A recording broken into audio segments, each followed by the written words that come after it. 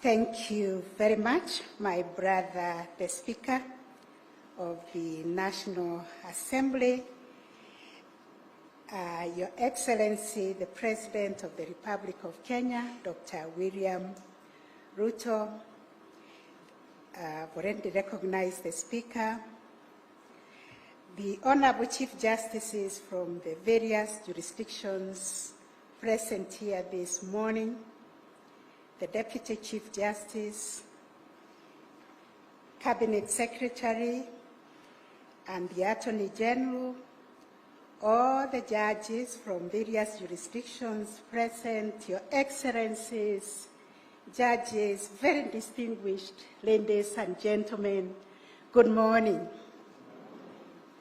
Indeed, it is an honor and a great privilege for me to stand before you today and welcome you to Nairobi, the green city in the sun. But before I speak, I wish to recognize the former two Chief Justices, the Honorable Professor Willie Mutunga, our first Chief Justice under the Kenya Constitution, and the Honorable Justice David Maraga. Many people have mentioned your name. If you could come here, both of you, my lords, and just say hello to these delegates. I am very, very honored to have you in this forum. I am standing on your great shoulders because you started the judiciary on a transformation. Please greet the audience. Habari zenu? Karibuni Kenya.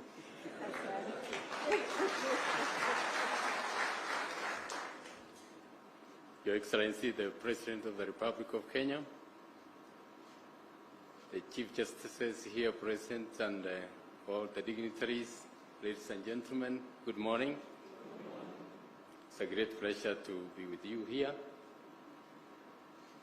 When I was in Zimbabwe in 2019 and I requested that this meeting be held here, we thought we were going to hold it in 2020, but we all know what happened and it was not possible. I'm happy, Chief Justice, that at last it is come and you've been able to host this meeting here. We are delighted to have all of you here. May God bless you. Thank you. Thank you, my brothers. I stand on their broad shoulders because they set up the judiciary transformation framework that set us on the path of ensuring that we create a very strong, independent judiciaries. When I became the Chief Justice, we agreed we continue on that trajectory, and the only diversion I took is that I am a woman, I wear shoe number 5, and they are high heels. I warned myself not to walk in their shoes, but to stand on their shoulders, which is the framework that they established. Thank you very much, my brothers. As we gather here, we are not lamenting. We as Africa, we are solidifying our voices to say that we will firmly protect our environment because it affects us and we have the responsibility to own it and care for it for the future generations. Thank you, Honorable Speaker, for speaking from your heart because I think we need to simplify this message of environmental protection. And I, being a child rights defender, what I'm telling people now is that we need to nurture our environment the same way we nurture our children. I would like to take this opportunity to express my sincere gratitude to each one of you for making time to come to Nairobi to attend this symposium. Your Excellency, this is indeed a sign of all our unwavering commitment and dedication to the cause of environmental justice. And your esteemed presence today is a testament to the importance and urgency of the issues we are here to discuss and also to resolve. We as African judiciaries, we have already agreed on a pathway to forge a corrective front in the fight against climate change. As we gather here in Nairobi, I am happy to share with you that the Kenyan judiciary is committed to serving as the hub for African judiciaries dialogue. We need to talk to each other as Africans. You have heard that we are bearing a bigger burden of the effect of the climate change. This is enough to bring us together. And for us in the Kenyan judiciary, we view hosting regional judiciaries dialogues also as a means of fostering the development of African jurisprudence that is responsive to the unique concerns and aspirations of our continent. It is our vision to create a robust and dynamic platform for knowledge exchange, for our capacity building, and collaboration among African judiciaries, enabling us to better understand, interpret, and apply the law to promote the social development and transformation of our respective judiciaries. In this context, Your Excellencies, ladies and gentlemen, we view this 3-in-1 symposium on climate change as part of regional judicial dialogue aimed at providing a platform for us African judges and judicial officers to exchange ideas, learn from each other, and acquire the requisite knowledge, skills, and tools needed to effectively address the challenges facing our continent. As we all know, our continent is particularly vulnerable to the impacts of climate change.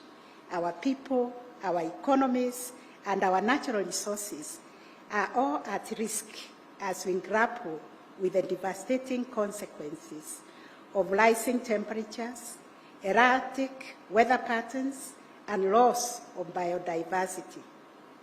It is within this context that our courts must play a decisive role in driving the adaptation, mitigation, and resilience-building efforts required to combat climate change and to secure a sustainable future for our people. Indeed, our courts are the guardians of the rule of law and protectors of the constitutional rights, including the fundamental right to a clean and healthy environment. As judges, we have unique responsibility of interpreting and applying the law in a manner that promotes environmental sustainability, social equity, and intergenerational justice. This requires us to be bold, to be innovative, and proactive in our approach to environmental litigation, ensuring that our decisions and judgments contribute to the realization of a greener, more resilient Africa. In Kenya, we have made significant strides in promoting a transformative environmental constitutionalism that is rooted in the provisions of our Constitution and the jurisprudence of our National Environmental Tribunal and the Environment and Land Court and other superior courts. Our courts have played a critical role in advancing environmental justice in Kenya by interpreting and applying the Constitution and other laws in a manner that promotes sustainable use and management of our land and natural resources. But moving forward from this symposium, we are saying we need to work with everybody else and also build their capacities and build their awareness about environmental protection.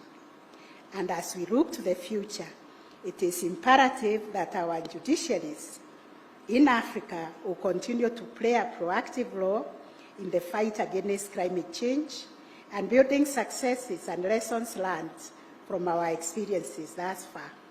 We must be unyielding in our pursuit for justice, ensuring that our decisions and judgments contribute to the realization of a greener, more resilient and sustainable Africa. In this regard, I call my brother and sister Chief Justices and judges present here today. We all join hands in a united front against climate change.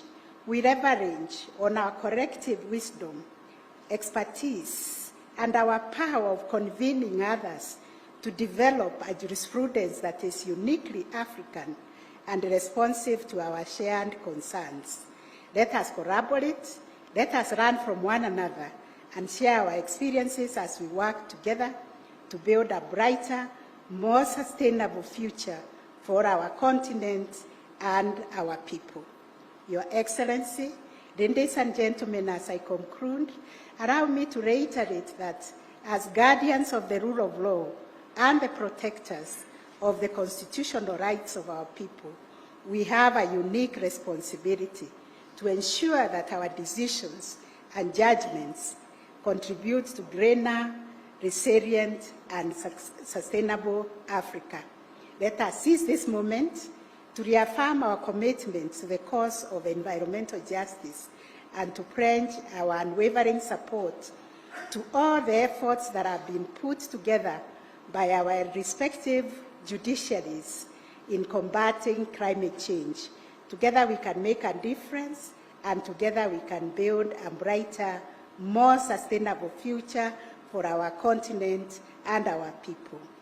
I wish you all a very, very fruitful and enriching symposium, and I am confident that our deliberations in the next few days will yield meaningful insights and lasting partnerships that will serve to strengthen our collective resolve in the fight against climate change. Once again, Your Excellency, I extend a very, very warm welcome to our guests to Nairobi and pray that our shared efforts in pursuit of environmental justice will bear fruit for generations to come. And now, ladies and gentlemen, Your Excellencies, my lords and ladies, please join me as I welcome His Excellency, the President